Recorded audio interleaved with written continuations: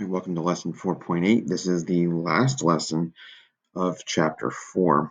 We're going to be looking at applications of trigonometric functions. The objective is simple. It's one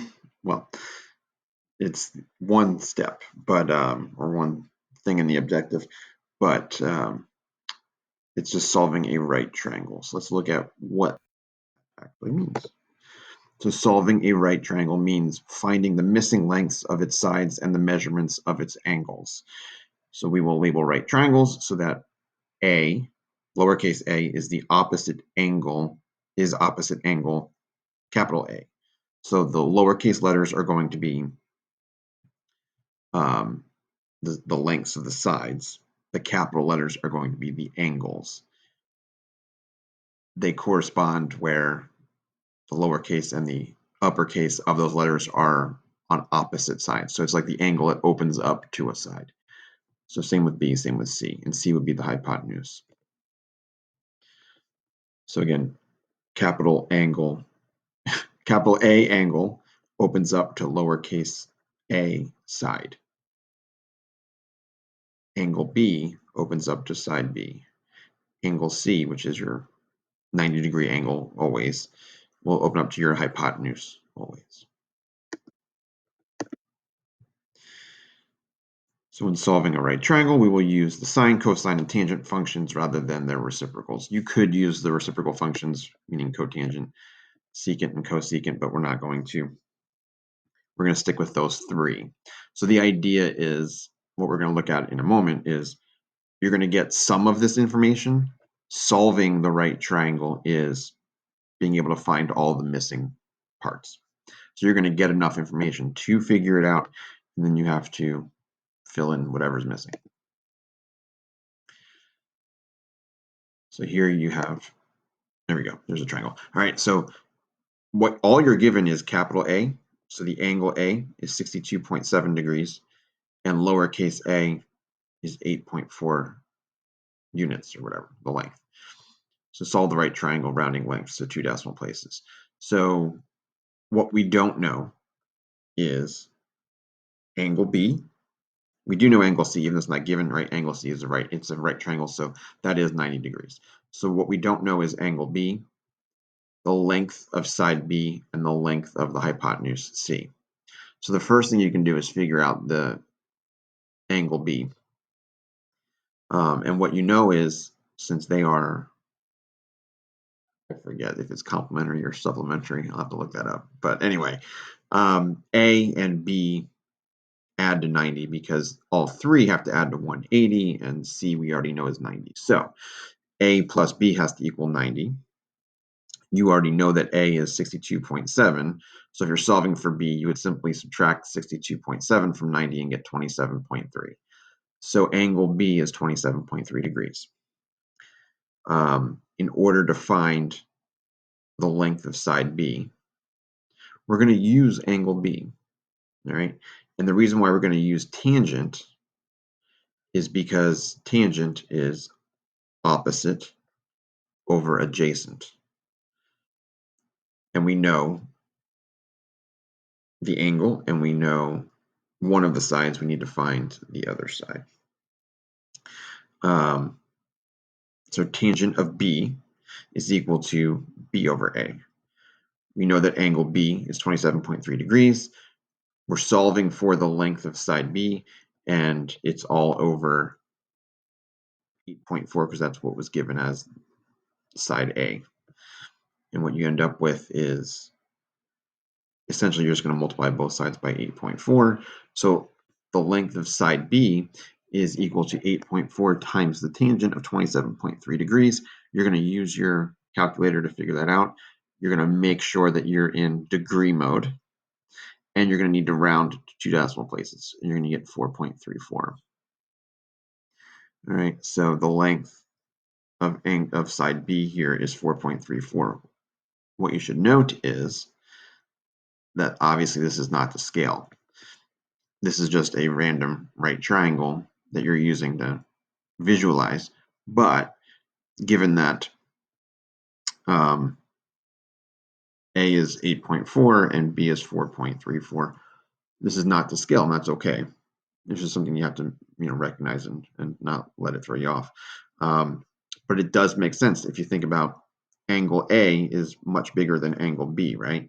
So the length of side A should be much longer than the length of side B. So that does make sense in this context. The last part we need to figure out is the length of the hypotenuse. So we're going to use the sine function because sine is opposite over hypotenuse. What we don't know is the hypotenuse. So, but we know that the angle for A is 62.7 degrees, and we know that the side A is 8.4. So you substitute that in. You're solving for C, so you're going to multiply both sides by C, and you get C times sine of 62.7 degrees is equal to 8.4. You're going to divide both sides by sine of 62.7, and you're going to end up with approximately 9.45. The question you may be asking is, why did we use tangent function for finding B, and why did we use sine function for finding side C? And the answer is, you could have used all three. It's just a matter of you have to use a function and an angle that's utilizing the information that you know to find the piece that you don't know. So ultimately, as long as you can set it up with all three is what I'm saying. So this is just an example of one way to do it. All right, another example. From a point on level ground 80 feet from the base of the Eiffel Tower, the angle of elevation is 85.4 degrees. Approximate the height of the Eiffel Tower to the nearest foot. All right, so if you have a little diagram here, here's the Eiffel Tower. The length from the base to where someone is 80 feet. The angle of elevation here is 85.4 degrees. So in this example, we're choosing to use tangent function because what we're trying to find is the opposite side, and what we know is the adjacent side for the angle 85.4. So if you know adjacent and you're trying to find opposite, then you got to use tangent, because that's opposite and adjacent is what works for tangent, right? So you set it up as tangent of 85.4 is equal to A over 80, multiply both sides by 80, and you end up with roughly 994 feet. So the height of the Eiffel Tower is approximately 994 feet.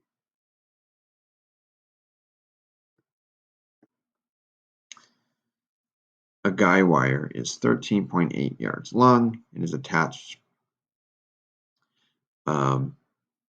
from the ground to a pole 6.7 yards above the ground. Find the angle to the nearest tenth of a degree that the wire makes with the ground. So this is a little different because what you don't know is the angle. All right, so what you have here is the wire is 13.8 yards. The pole is 6.7.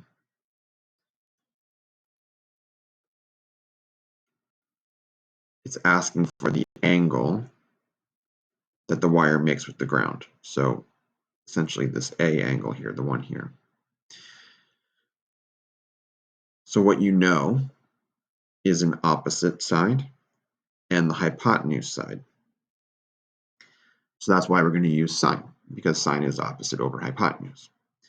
Sine of A is equal to 6.7 over 13.8.